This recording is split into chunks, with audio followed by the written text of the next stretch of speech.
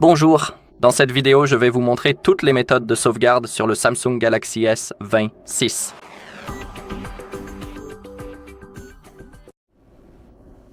D'accord?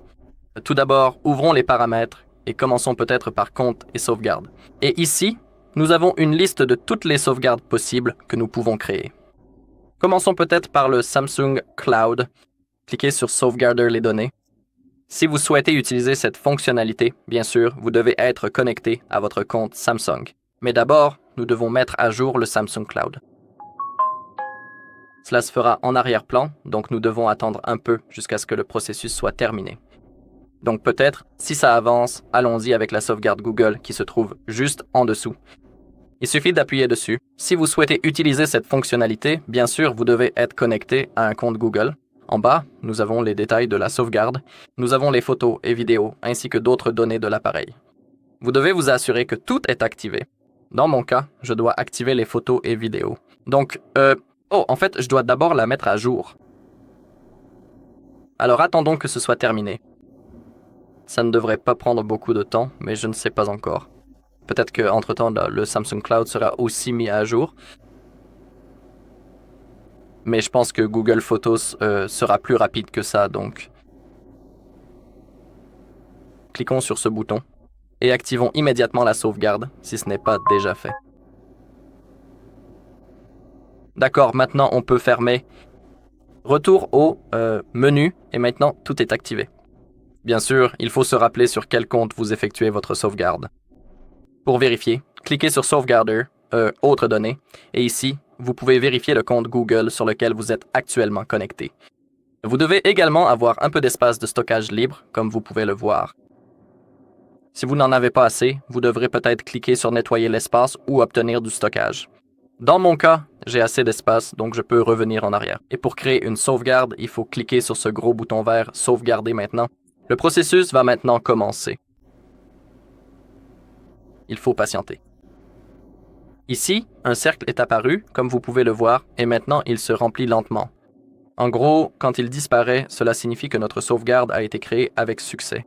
Si tout se passe bien, on voit aussi une notification en bas de l'écran. Donc cela peut prendre un petit moment, alors on se retrouve dans une seconde.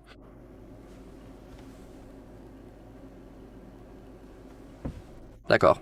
Le cercle a disparu et aussi sous autres données de l'appareil, on peut voir que la sauvegarde a été créée il y a 1 minute, donc c'est une confirmation que tout s'est bien passé.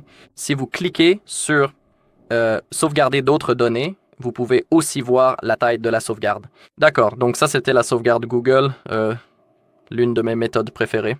Et maintenant passons à Samsung Cloud. Je pense que ça s'est mis à jour, oui. Et maintenant, ici, il suffit de sélectionner les éléments que vous souhaitez sauvegarder. Disons que dans mon cas, je veux seulement copier les réglages de l'horloge, les journaux d'appel, les messages et les paramètres de mon téléphone. Maintenant, si vous avez sélectionné tout ce que vous voulez, cliquez sur Sauvegarder maintenant. Le processus va commencer. Dans mon cas, cela va prendre environ 10 secondes parce que je n'ai pas sélectionné beaucoup de choses. On peut voir que les anciennes données ont été sauvegardées. Et maintenant, pour confirmer, il suffit de cliquer sur Terminer. Et maintenant, notre sauvegarde est enregistrée dans notre Samsung Cloud. Et maintenant, passons au transfert vers un stockage externe. C'est aussi quelque chose de très utile. Maintenant, nous devons insérer une carte SD ou connecter un périphérique de stockage USB-E pour créer une sauvegarde.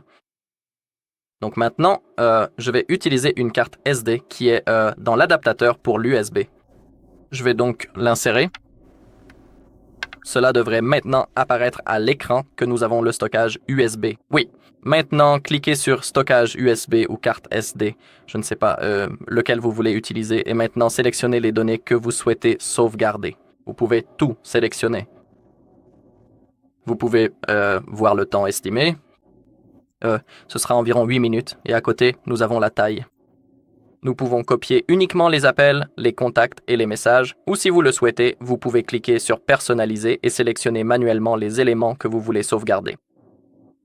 Disons que je vais choisir les appels, les contacts, les messages et aussi les paramètres de l'écran d'accueil. Et maintenant, pour enregistrer la sauvegarde, je veux dire pour la créer, cliquez sur Sauvegarder. Le processus a commencé, donc maintenant, il suffit simplement d'attendre qu'il soit terminé. Il est explicitement indiqué ici que cela prendra une durée totale d'environ 2 minutes. Nous allons donc devoir patienter bien sagement quelques instants, pendant que le système sauvegarde l'intégralité de vos données en toute sécurité dans le système.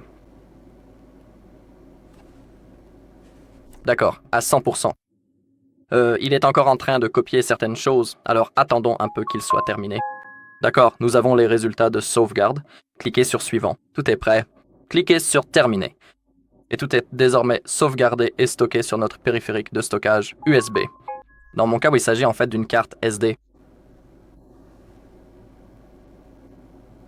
D'accord, c'est tout. Merci d'avoir regardé. Si elle vous a plu, likez, commentez et abonnez-vous.